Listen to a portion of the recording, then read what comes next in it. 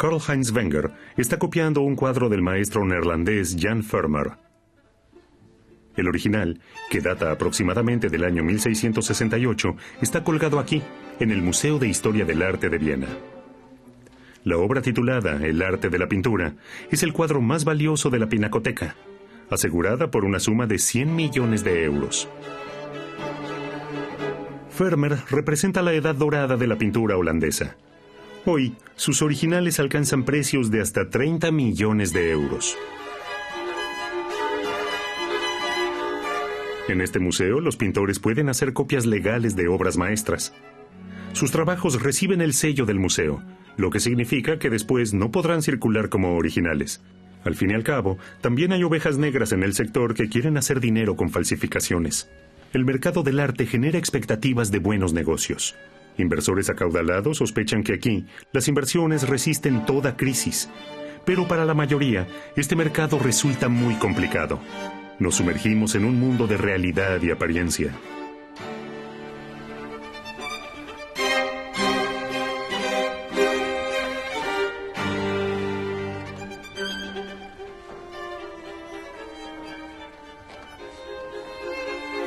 Karl-Heinz Wenger, vienes de nacimiento, es un pintor apasionado que admira la magnífica tradición de la pintura neerlandesa. Se sabe muy poco de Vermeer, y yo probablemente menos aún que los expertos. Pero a mí no me importaba tanto su vida, sino su forma. Cuando uno ve ciertas pinceladas como él pintaba, entonces uno se puede ver un poco reflejado en el hombre, cuando uno ve los efectos que lograba al pintar, o con la delicadeza que pintaba. Eso se puede adivinar con el trazo de su pincel.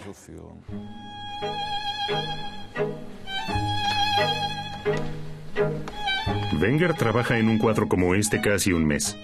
A este lo quiere poner en su propia sala de estar. Una copia como esta cuesta en el mercado unos 5.000 euros. El vienés trabaja como los antiguos maestros, con un tiento.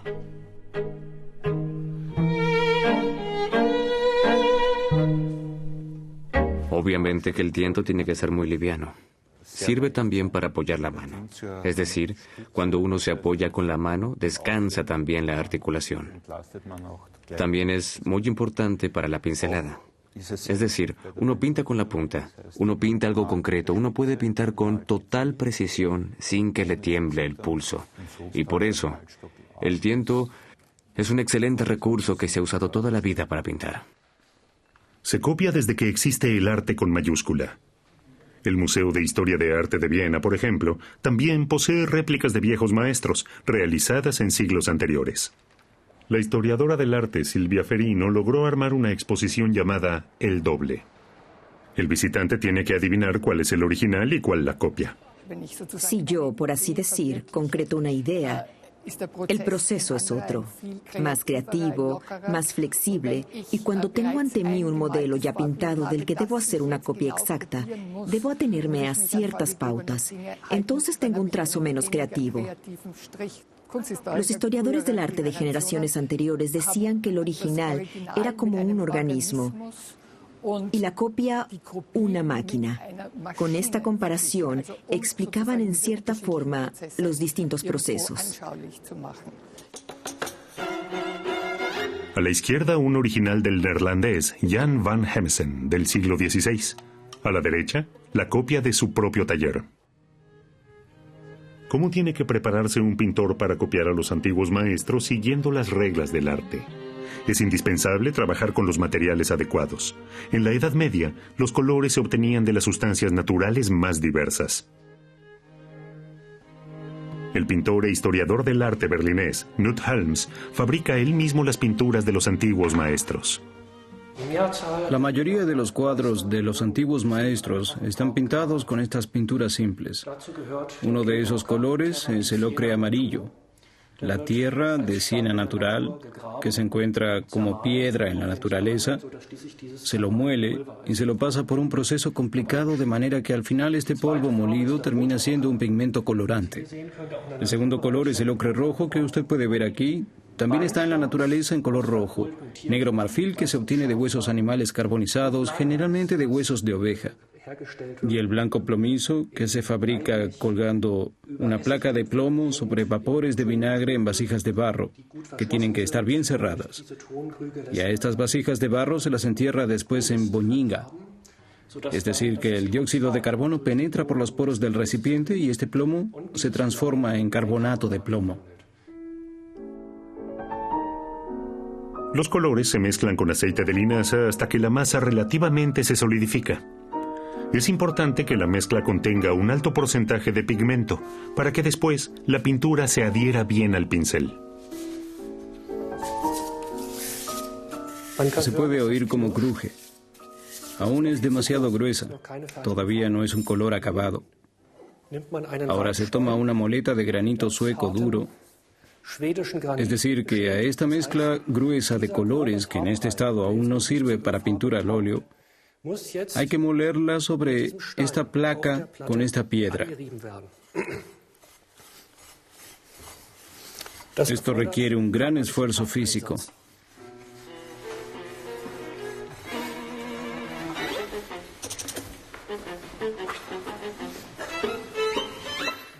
Mientras tanto, se vuelve a juntar la pintura, la pasta, con la espátula y se la deja a un lado.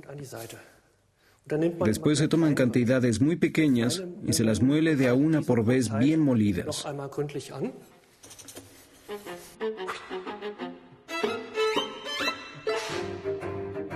La pintura tiene que tener una consistencia cremosa.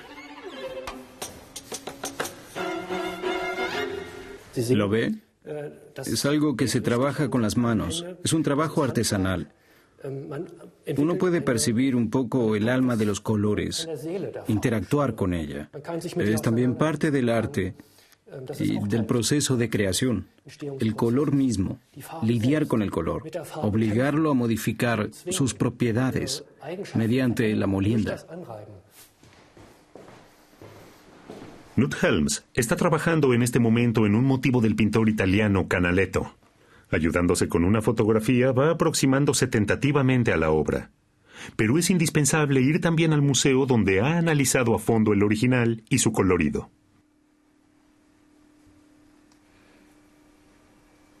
Mire cómo he trabajado esto, con un barniz diluido sobre un fondo ya pintado, que ya tiene algunas capas de barniz de color. Es decir, unas capas de color transparentes. La luz penetra a través de las diferentes capas de color transparentes. Se quiebra, se refleja, se modifica según los colores que uno ha puesto debajo o arriba. Eso hace que el color tenga un efecto totalmente diferente. Es una fascinación que experimenté por primera vez cuando yo mismo copié un cuadro. Eso lo comprendí recién cuando el trabajo pintado tiene un valor especial frente a una reproducción fototécnica, por más moderna y avanzada que sea. Aquí, en cambio, a la izquierda está el original en una foto y a la derecha la copia pintada. La copia de Knut Helms destaca por su plasticidad. Hasta uno tiene ganas de asir los objetos. En la Galería de Arte Estatal de Karlsruhe, la historiadora del arte, Ariane Mensker, compara obras originales con sus copias. Ya los coleccionistas de siglos pasados querían tener obras del pintor alemán Alberto Durero. Alrededor del año 1600, el artista Johann Gemminger pintó al óleo el grabado El Caballero, la Muerte y el Diablo, obra que Durero había terminado en 1513. Gemminger pasó el grabado de pequeñas dimensiones a un cuadro de gran formato. Sobre todo el caso de Durero es muy apasionante. Sabemos que en vida se defendía de las copias, es decir, que fue uno de los primeros artistas que, por decirlo así, protegía su invención pictórica y tomaba medidas cuando se copiaban su monograma y sus obras. Pero ahora este cuadro nació 2 generaciones después de Durero, es decir, que en este caso Durero no pudo defenderse. Y por supuesto también es muy apasionante que Gemminger no haya asegurado que su pintura era un Durero. Mire este cuadro con el monograma o la firma, no está incluido en la copia, no finge ser otra cosa. Recién en el año 1837 se introdujo en Prusia una ley, moderna para la época, que protegía el derecho de autor. Que siempre hay casos en los que se violan los derechos de un autor queda claro en el Museo de la Falsificación de Viena. Aquí, una cabeza de un romano de Leonardo da Vinci junto a sus osías de la década de 1990. A pesar de la firma que simula ser auténtica, se trata de la obra de un estafador, el inglés Eric Haborn, que falsificó las obras de los grandes maestros italianos. La directora del museo, Diane Grove, se alegra siempre que puede comprar una obra nueva de algún estafador en una subasta. Este dibujo figuró muchas veces en el circuito comercial como original. Y lo más fabuloso de todo es que hay muy pocas obras de Eric Haborn. Como falsificador tuvo mucho éxito y fue un falsificador excelente. Sabía con qué materiales trabajar. Pero también fue un falsificador parlanchín. Es decir, que comenzó a escribir libros cuando se encontraba en la mitad de su vida, en los 90, y luego lo encontraron muerto en plena calle de Roma. Por eso hay cosas de él que hasta hoy circulan como originales y que son difíciles de identificar como falsificaciones o como parte de este conglomerado de Haborn. Los falsificadores suelen jactarse de querer descubrir el mundo vacío del mercado del arte. A los marchantes y a los compradores solo les importa el dinero y los grandes nombres, no tanto la calidad de una obra de arte. A los falsificadores les agrada apropiarse de los méritos de los otros porque ellos mismos no han logrado tener el gran éxito.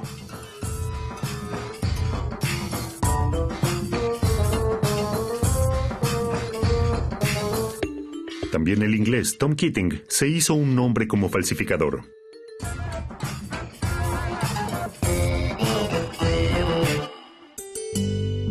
Es el que pintó este cuadro, siguiendo el estilo del francés Jean Puy, fallecido en 1960, y lo vendió con nombre falso. Pero no era solo el dinero lo que le importaba. Keating quería dejar en ridículo a los expertos y escondió en el cuadro referencias que aludían a su fraude. Usaba trucos. Él aplicaba glicerina sobre la última capa de sus cuadros. Después ensuciaba los cuadros y tarde o temprano la avidez por el dinero llevaba a que el mercader quisiera limpiar el cuadro para poder vender esta falsificación más cara. Y entonces los cuadros explotaban porque la glicerina en contacto con los productos que se usaban para limpiar los cuadros no eran compatibles. O escribía sobre un Rembrandt insultos o cosas como falsificación con letras enormes y con un color que se empezó a conseguir recién 400 años después de Rembrandt. Y entonces ya se sabía que algo no estaba bien en este cuadro. La experta recomienda a todo aquel que quiera comprar un cuadro caro que antes lo haga peritar. Hay en el circuito enormes cantidades de falsificaciones de clásicos como Dalí, Picasso, Miró o Chagall. Esta es una falsificación de Chagall muy bien lograda, producida siguiendo el método clásico de la litografía, que es un método muy trabajoso. Como Chagall y Miró, estos grandes pintores son muy buscados. Y, por supuesto, hay falsificaciones de litografías por todas partes.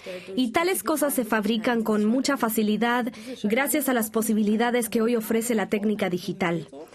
Un estadounidense, un tal Tony Tretto, es el autor de esta litografía de Chagall. Se rumoreaba que Tony Tretto llevó muchos años la vida de un traficante de drogas, porque siempre andaba en Ferraris o en Rolls Royce. Y cuando la policía allanó una vez su casa, descubrió que no era traficante de drogas, que solo era un falsificador de obras de arte y estaba orgulloso de serlo.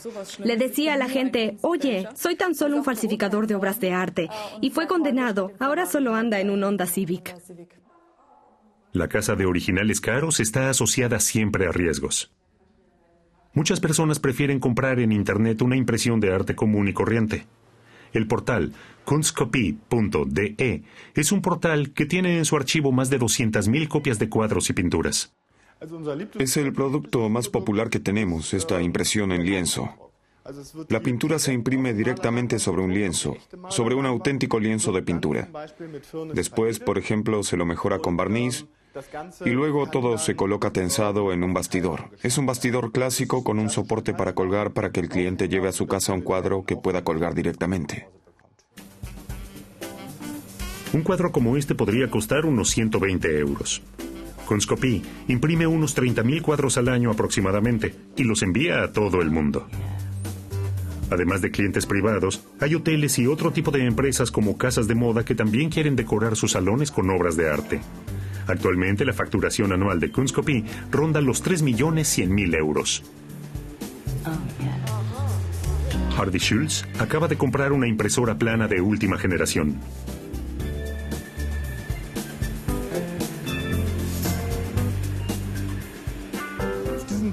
Con esta impresora ahora tenemos la posibilidad de imprimir en las superficies planas o materiales más diversos. Por ejemplo, sobre placas compuestas de aluminio, que actualmente está muy de moda. Pero también imprimimos en modo espejo detrás del acrílico, con lo que se logra una superficie muy bonita y con mucho reflejo. Podemos imprimir directamente sobre vidrio o sobre piedra o también sobre madera. Ya lo hemos probado. Solo se pueden comercializar en línea impresiones de aquellas obras de arte cuyo artista ya haya muerto 60 años atrás o cuando se hayan autorizado los derechos para su reproducción.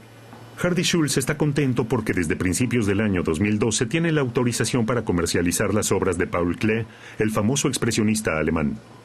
En Internet, el cliente puede colocar un Klee en el simulador y probar diferentes fondos y de este modo ver el efecto del cuadro. Pero, ¿cómo se hace la impresión de una obra de arte como esta?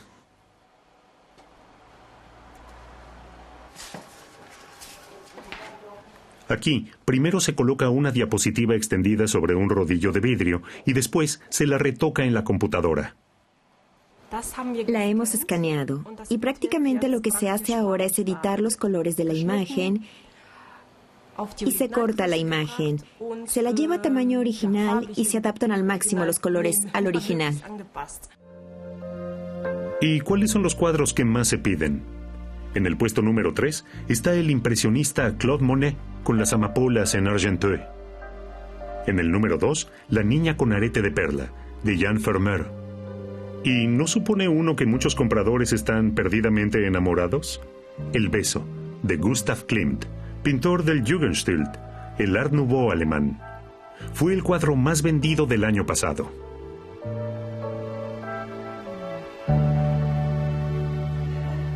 El amante del arte de hoy valora plenamente el arte de antaño, y eso se refiere también a las esculturas. De este atelier berlinés salen bustos, angelitos, máscaras y animales, en principio de yeso. Después se lo talla en arenisca o se lo funde en metal. También aquí se trabaja con moldes y fotografías viejas. En este momento, Arthur Höferich está esculpiendo un escudo en piedra para un edificio de Berlín siguiendo el estilo histórico.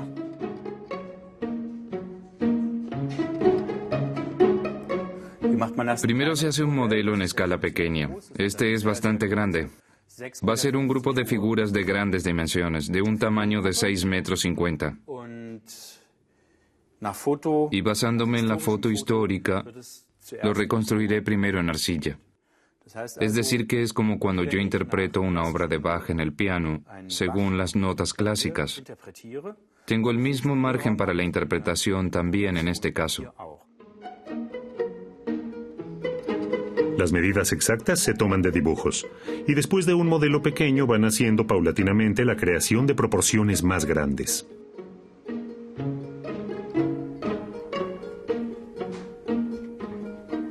Cada vez hay más gente que se interesa en volver a mostrar las esculturas que ostentaban las fachadas de edificios históricos.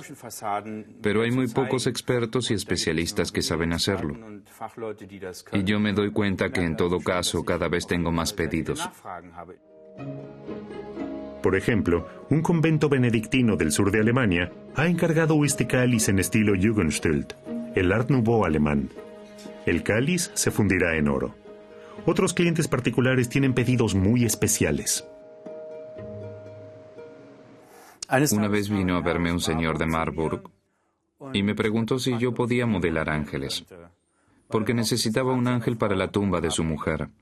Y ya tenía una idea concreta de cómo tenía que ser y le gustaba mucho un ángel que había visto en el cementerio central de Florencia. Quería saber si yo podía hacerlo. Y yo le contesté que sí, que podía. Y entonces viajé a Florencia y saqué fotografías en el cementerio y tomé las medidas allí mismo. Entonces comencé a modelar este ángel primero en arcilla. Copiando las fotos, hice un molde y le vacié el yeso. Y este vaciado en yeso es el molde para una pieza fundida en bronce. La pieza está fundida y la tumba está lista. Este ángel está en el cementerio de Marburg. Esta pieza podría costar entre 80.000 y 100.000 euros. es decir, desde la reconstrucción del modelo hasta el vaciado en yeso. El bronce va por separado, son más o menos otros 40.000. Pero en Berlín también el arte moderno se escribe en mayúsculas. En la estación de trenes Hamburger Bahnhof, convertida en museo, están colgados cuadros clásicos de contemporáneos como este, del estadounidense Roy Lichtenstein, titulado Pintura Imperfecta, o este otro, llamado Figura Femenina en la Playa, del mismo artista. Lo llamativo es que en la exposición Copy and Paste, que está en una sala más adelante, uno vuelve a ver estas obras, pero en un formato más pequeño. Los alumnos de un secundario de Berlín, entre los que están Isabel Kölz y Jenny Kovalevsky, los copiaron como tarea en una clase de arte. No cualquiera puede decir de sí mismo que ha falsificado una pintura y después esta pintura esté colgada en un museo famoso. Es una gran satisfacción. Debíamos falsificar esta obra de arte en una semana. Y por más que el proceso parecía algo aburrido, fue maravilloso ver lo que uno había logrado al final. Cada cuadro tiene su propia dificultad y no me pareció tan difícil. La compañera de curso, Jessica Just, se propuso copiar al artista estadounidense del pop art, Keith Haring. Este de aquí no es el original. Tuvimos a disposición bastantes cuadros y estos otros me resultaron un poco aburridos por los colores. Este era muy colorido y también todas estas líneas. Todo esto fue un gran desafío para mí y por eso me propuse falsificar este.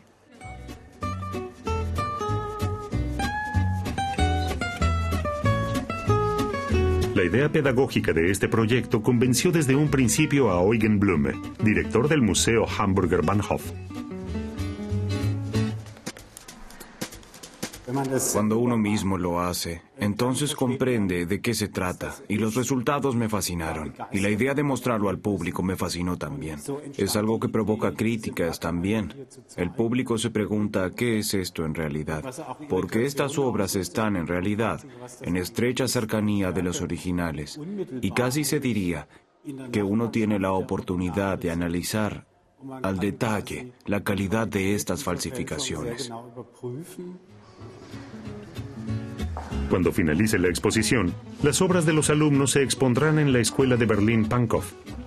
Copy and paste significa copiar y pegar.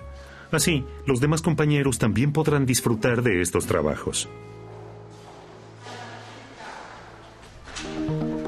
La Galería de Arte, Galerie Art 5, de Leipzig, muestra cómo hacer negocios copiando arte.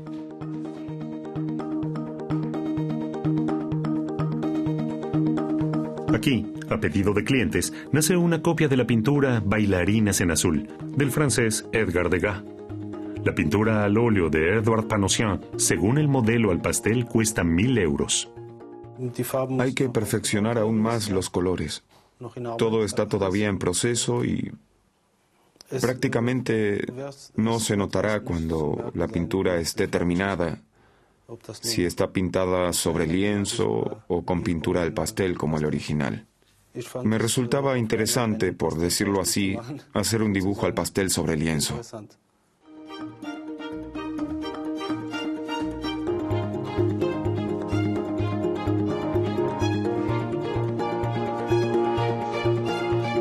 Ralph Mounier, director de la galería, escucha los pedidos especiales de sus clientes. Les permite acompañar el proceso de creación de una pintura. Y a veces también los clientes exigen correcciones. Un comerciante desea tener un Sean Connery doble sobre un lienzo de gran formato. El modelo es el Elvis doble de Andy Warhol. Primero se analizó el método con el que trabajó Warhol y qué proporciones utilizó para el motivo. Entretanto, el director de la galería, Ralph Mounier, presenta a un cliente una pintura realizada en el estilo del pintor estrella alemán Gerhard Richter.